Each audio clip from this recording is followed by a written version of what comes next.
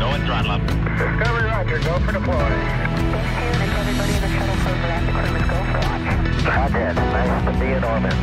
We have followed in their footsteps to get us where we are today.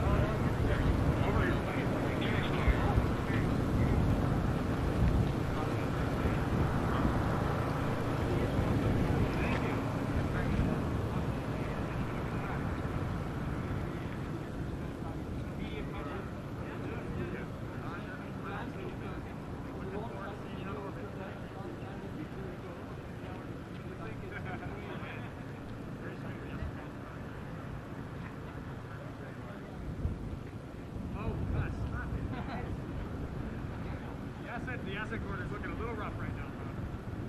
We got some work to do. We need some help. I know. It's the dragon you fly it is. Roger likes to eat out. Oh my gosh, that's awesome. That is awesome. There's one on orbit. There's one at the station. I ranked them all up. All right. Great to see you guys. Crew-3.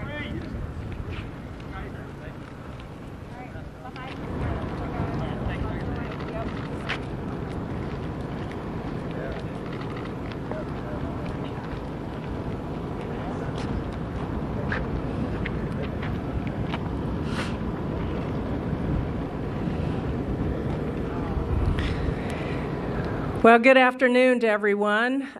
What a gorgeous day here it is today at Kennedy Space Center's multi-user spaceport. And I want to thank all of you for coming out here today to help us welcome the Crew-3 here to the Kennedy Space Center. You know, the teams have put in a lot of long hours and a lot of hard work to get to this point, both NASA and SpaceX, and we're super excited to have you guys here and really looking forward to the upcoming launch this weekend. I'm going to turn it over now. Let me introduce somebody who really needs no introduction. He's a former center director here at the Kennedy Space Center, member of the Astronaut Hall of Fame, veteran of 4 space shuttle flights, and he actually was a member of the crew that put the first assembly mission together for the International Space Station. So with that, my hero, Bob Cabana. Thanks, Janet. Hey, it's great to be home in Florida, but it's really great to have Crew-3 here. Welcome, guys. This is awesome. You know, the FRR went really well. Got a few issues to work, some standard open work to get done, but everything's tracking toward launch very, very early on Sunday morning. The work that we do together with SpaceX is absolutely amazing. The team has just been extremely responsive to everything, and we got a good vehicle for you guys. It was great sitting through that FRR yesterday. You know, it's really important that we establish a commercial economy in low Earth orbit so we can focus on moving on, that next step, getting to the moon and beyond, going eventually on to Mars. And I'm telling you, I got to see the SLS stacked up with Orion on top and the VAB, and I can't wait for that launch to come too. But before we do that, we got to continue to work on everything that we need to know up on the space station, and we got the right crew to do it. So welcome, guys. It's a real pleasure having you here, and it's great to be home. With that, I want to turn it over to Frank DeVinny, the head of ISS for ESA. Frank? Thank you, Bob. Good afternoon, everybody. Welcome to Crew-3 here to Kennedy Space Center. First of all, I would like to thank our NASA partners and also SpaceX for getting the rocket ready. As Bob said, we had a very good FRR yesterday, some open work, but I'm confident that the teams will get there.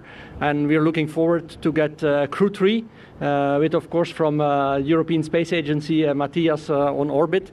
We currently have Thomas Pesquet on orbit, the first European that flew on a Dragon SpaceX crew vehicle. And after Matthias, we will also have Samantha flying to orbit. So it's kind of a first for the European Space Agency to have 3 astronauts in a row and be permanently on the space station. And as we also mentioned yesterday at the FRR, this is kind of the golden age with the capabilities that USCV is giving us to have 4 USOS astronauts on orbit, plenty of crew time, plenty of science that we can do. And we also had the MLM that was launched just a couple of months ago, 3-4 months ago, I would say, with the European robotic arm. So that's also a highlight that Matthias will work on the European robotic arm, a new piece of technology that is flying from the ESA side out to the International Space Station. So again, very happy to be here, and congratulations, guys, and looking forward to a successful launch on Sunday.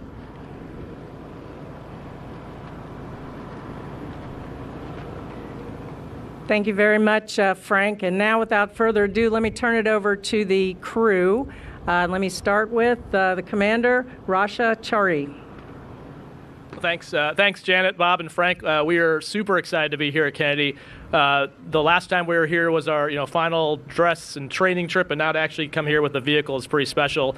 Having an Air Force background, this is typically the time in the Air Force we call stepping to the jet. So you're done with the briefing, you're done with the training, and now you actually are stepping out to the aircraft, in this case the spacecraft, and actually putting feet and boots on the ground at the place where the vehicle's at. So we couldn't be happier to be here. I got to see the pad flying in, which is amazing. And thanks, as they all alluded to, the last few days have been full of reviews, and so we've had the benefit of getting to focus on training while our leadership teams have been making tough decisions and getting the vehicle ready and going through all the various closing of work and risks and everything to make it safe for us to fly. So we very much appreciate that, and we're ready to go and couldn't be happier about being here. I'll turn it over to Tom Marshburn. This will be his third vehicle to fly in, which is pretty cool. So he's flown Shuttle, Soyuz, and now gets the pleasure to be our mentor here on the Crew Dragon and ready to go with us on Endurance. So over to Tom. Thank you, Raja. We're absolutely thrilled to be here, as you can imagine, and quite humbled by seeing over the last year and a half to 2 years the millions of human hours that go into getting us ready, getting the vehicle ready, all for this one moment coming up for a launch. We couldn't be more excited and more ready to go, and we are ready to be your next shift of deckhands on the mighty spaceship of the International Space Station. So thanks, it's great to be here. And now Caleb Barron. Hi, everybody. We're really excited to hit the deck here at KSC. I think for all of us, especially the rookies on the flight, it still feels a little surreal, like we don't really believe that we're actually going to space here, hopefully on the early hours of Sunday morning. So I think coming to Kennedy Space Center, spaceflight, you never feel closer to it than you do when you're here at KSC, where we're doing so many amazing things and entering this new era of commercial partnerships, sending more human beings into space. And it's actually a really cool time for reflection too, both on our personal journeys, all of the amazing people who have helped us get to this point, but also the history of the incredible things we're doing on here at NASA. Like Tom said, we're really excited to join the crew for Expedition 66 aboard the space station. And I was trading emails with Ken Reitler, a former astronaut who's a mentor of mine, earlier this week, and he told me that he was there in Russia for the launch of the Expedition 1 crew on Halloween. And so we have a Halloween launch too here if we launch on time. So we're really excited to join that incredible legacy and our friends up there on the space station. And I'd like to introduce Matthias Maurer. Thank you very much. It's very exciting having the very first space flight ahead, flying to space, being part of such an incredible team. My crewmates are outstanding, and I'm really looking forward to having a great time in space, meeting my colleague Thomas Pesquet and the Crew-3 up there in space, the Russian colleagues, also our Japanese colleague. We'll do plenty of science up there. It's the focus of our work, what we're doing. And we will also report what we're doing in space, because we want to bring everyone along being part of that mission. A word of thanks to all the teams that prepared us. Looking back 1.5 years when the 3 of us, or the 4 of us, started training. It was the beginning, or actually the very first phase of the pandemic and Corona. It struck the entire world, but actually the people that organized the training and organized our spaceship and organized also like everything that is that makes it happen that we can fly to space now.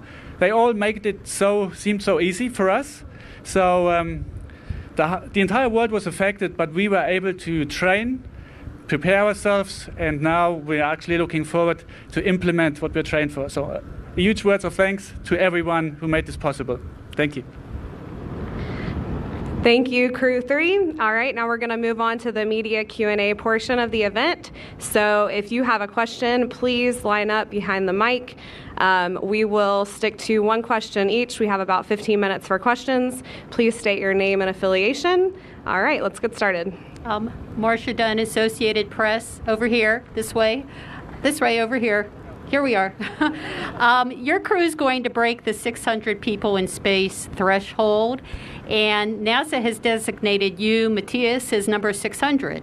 So how do you feel about that? And do you see that as a big or a small number, given that this is 600 people in 60 years and where it's headed with all these visitors you're going to be getting? Yeah, I believe being number 600 in 60 years, it makes like 10 persons per year. But I think in a very few years, we will see an exponential rise of that one, because now we're entering the era of commercial spaceflight, and all the suborbital flights, they also count into the statistics. So I think we will see also in the numbers that we're now at the dawn of a new era for spaceflight. And I actually offered the place to Kayla, because I think like she and I will be together like number 600. So, okay, I was the lucky one that got the round number. But okay, we will all have fun in space. Hi, Ken Kramer, Space Up Close. My question is for Matthias, and I will ask in English and briefly Deutsch auch. So, you are the first astronaut actually to train on Russian and American spacesuits. I wonder if you could talk about that and compare it, and will you have a spacewalk? Du bist der erste Astronaut, die russische und amerikanische Raumzeuge zertifiziert ist. Kannst du die vergleichen und machst du auch eine EVA? Dankeschön. Yes, so I'm actually trained, that's correct, on the EMU and on the Orlan spacesuit. My colleague Samantha Cristoforetti is also currently training on that one. And some 10 years ago, that used to be standard. So this morning we talked with Mike Barrett. He's the last US astronaut who went out in an Orlan spacesuit. So 10 years ago, the cross-certification of astronauts was normal. Nowadays, we limit ourselves on the individual spacesuits. But now having the European robotic arm on the Russian side, it also allows us to go outside with the Russian suit and to activate it. And I think that's a huge honor. And I think both systems have advantages and like restrictions, let me call it this way. So I think it's beneficial for astronauts to be exposed to both systems. And in the future, to walk on the moon, we definitely need a new generation of suits, because these suits are made for microgravity. They are not made for walking on the surface or climbing down the steep slopes, going down to the craters where we need to find the ice water on the moon. So there's a huge step forward. These suits are incredibly powerful to allow us to do the work in zero gravity. And in like 2 or 3 weeks, 2 of my colleagues will actually perform a spacewalk and prove that you can work in space outside in such a suit. But exploration requires an advance in technology, and I think we need to improve like all suits that we have.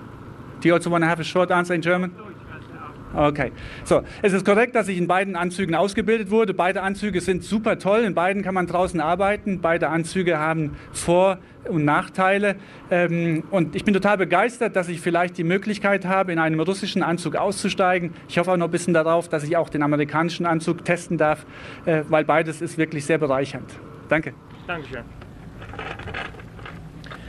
Chris Gebhardt with NASA Spaceflight. For each of you, wondering real quick, can you tell us what science investigation you're most excited about participating in and why while you're up there? Thank you. I think for me, kind of to build off Matthias's answer about spacesuits, I'm really excited about all the things we're doing to inform future exploration missions to the moon and hopefully eventually to Mars. So we're doing a lot of work on our life support equipment, trying to understand how to make it more reliable, make the maintenance easier. We're starting to think about things like when we can't fly new parts up, when things break or new equipment, could we 3D print new things to replace parts when things break?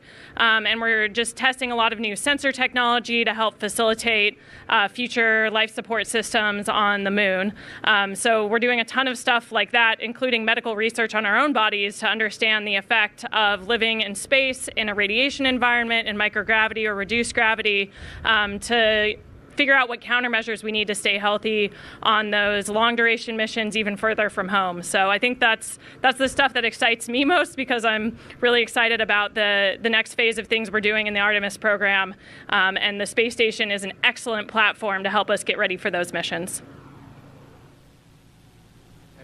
I think for me, what gets me most excited about some of the science is things that have to do with what I call closed-loop environmental systems. So the ability to recycle some of our byproducts. So some of the research going on that we'll be helping with is CO2 scrubbing, some better ways to scrub CO2, some better ways to sense hydrogen, and those have direct implications for here on the planet. So they help us in the space station and exploration as we need to generate oxygen. But here on Earth, if we could scrub CO2 better, that's a huge, obviously climate-changing solution solution. So if some fundamental science that we're doing that would have worldwide implications, whether it's hydrogen, plenty of applications where the ability to sense hydrogen would protect workers or industries from leaks and being able to sense that and recycle that, and then also increasing our efficiency of reusing our water. So everyone probably already knows we recycle the water that comes out of us, gets put back into us later, and we're about an 80% recovery factor, and we're trying to bump that into the upper 90s. And again, if we could do that and scale it for the Earth, I mean, again, just game-changing science that would really fundamentally change how humans live here on the planet.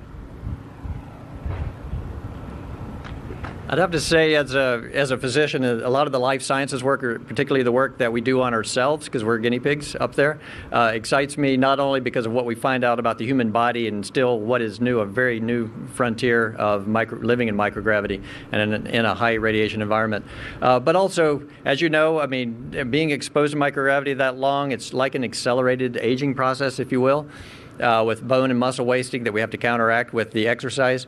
We've been doing this for a couple of decades now, but we're still adding to the knowledge. We're involved in a nutrition study.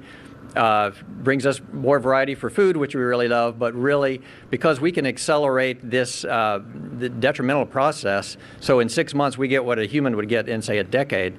We're able to find out so much more about how to counteract these processes that happen to humans that are either sick and in bed in ICUs or as we all get older.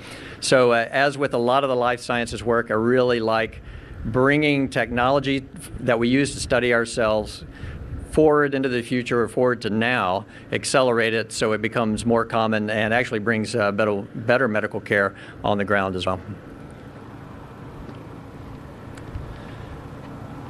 As a material scientist, I'm especially looking forward to all the experiments that involve new materials. We have several furnaces up in space where we can smelt metals and analyze them, like treat them differently, gain a lot of parameters that we later on feed then in a computer system so we can simulate directly on the ground how to produce new products. After all, like innovation and technology and new patents are based like 70% on new materials. So it's like really important to advance in this respect. Also on the space station, we are bridging the gap between medical experiments and material science.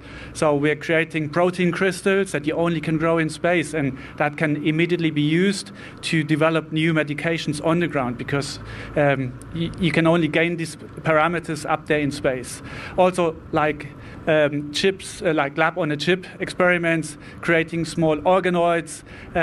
It is all very related between materials and like medical parts of it. And so I think what we are doing up there, the four of us have around 350 experiments on board, and so like some 35 are from Europe.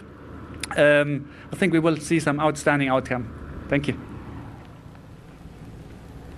Hi, Amy Thompson from Space.com. So my question is for Kayla or Raja. I was just wondering, as newbie space players, what does the week look like leading up to your launch? And obviously I know that's a big event, but is there anything in particular that you're excited about, like maybe seeing your rocket or that kind of thing? Thank you. I'll throw Matthias into the newbie flyer category as well. I think, and I'll actually steal Kayla's word, I think for me the thing that is most unique about this week is we pretend to be astronauts so often. We're always training, and now when we see the vehicle, it's actually the real vehicle. It's not so we have a mock-up at SpaceX, we have one in Houston, we train a lot, we train on the ISS, and the next time we see the ISS will be the actual ISS. So I think processing that is a pretty cool thing about this week. And I think in terms of the actual events this week, it's you kind of hit on it, but it's actually getting in our suits, getting in the actual vehicle on the pad, actually seeing everything the way it's actually going to be, and seeing it all and being ready for actual launch day. So I think that's what I'm most looking forward to. The only thing I'd add is, for me, this will actually be the first rocket launch I've seen in person, and I'll be in the capsule on the top of it.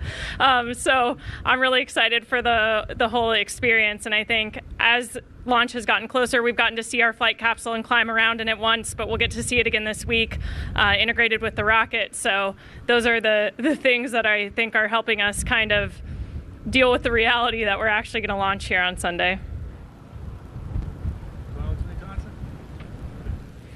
Good afternoon, everybody. Welcome. Eric Von Eyck, WKMG TV, CBS Orlando. I hate for this conversation to devolve into potty talk, but specific to the issues that were raised at last night's flight readiness review briefing, I got to tell you, the internet is abuzz with this.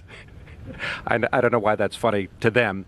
Specifically, corrosion obviously is a concern in space flight. Are you concerned about it? Do you even think about it? And how do you feel about SpaceX's welding fix? So I would say we're very confident in NASA and SpaceX's conclusions, and they've done an amazing job testing. We talked about it actually when we kicked off the flight readiness review yesterday, that one of the really cool things about this private and public partnership between government agencies and these commercial industries is we're benefiting from things they see in other space flights. So whether it's cargo Dragon flights, the Inspiration 4 flights, more data is always goodness, and the safer we can make space flight, the better. In terms of fixes and risk mitigation, there is hundreds, if not probably thousands of people who've been working. They worked all past weekend to make sure we're in a safe place, not just for our launch, but actually for Crew-2's return as well. And so I think for us, for our vehicle, for Endurance, we have complete confidence.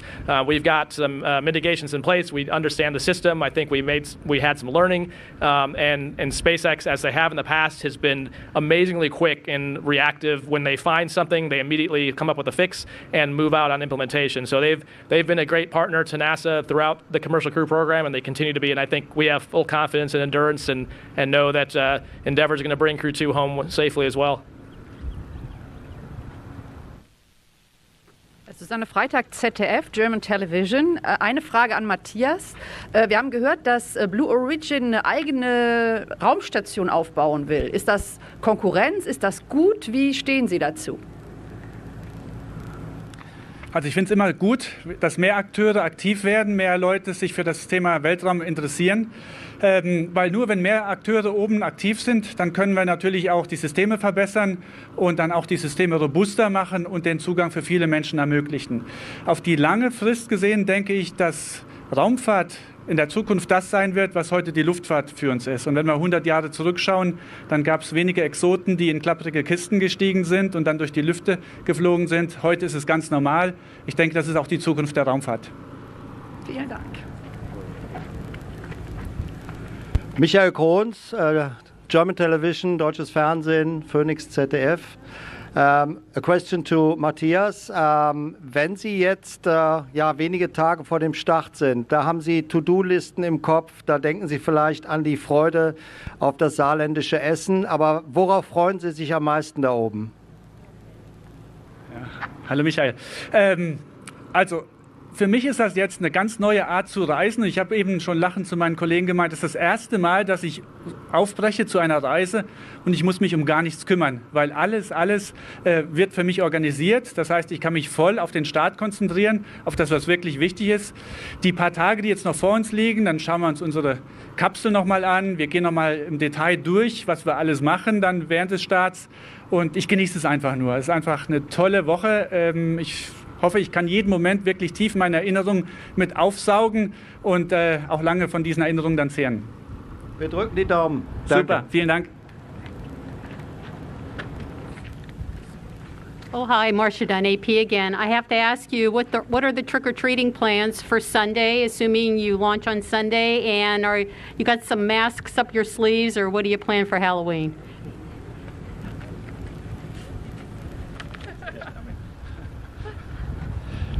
Mark Vandehei provided us with some costumes we might pull out maybe here in the next few days.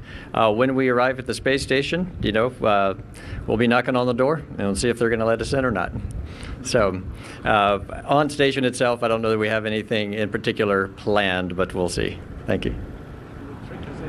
Yeah. Thank you all for your questions. That's all the time we have for today. Please tune in tomorrow at 8 a.m. Eastern Time. We'll have a media Q&A with the crew, so you can catch that live on nasa.gov/live. And looking forward to their launch, which is scheduled for 2:21 a.m. Eastern Time, Sunday, October 31st. Now I'm going to turn it back over to Janet Petro to close out the show. Crew, stay put for a photo op. Hey, again, I just want to thank you all for coming out here today and helping us to greet this crew.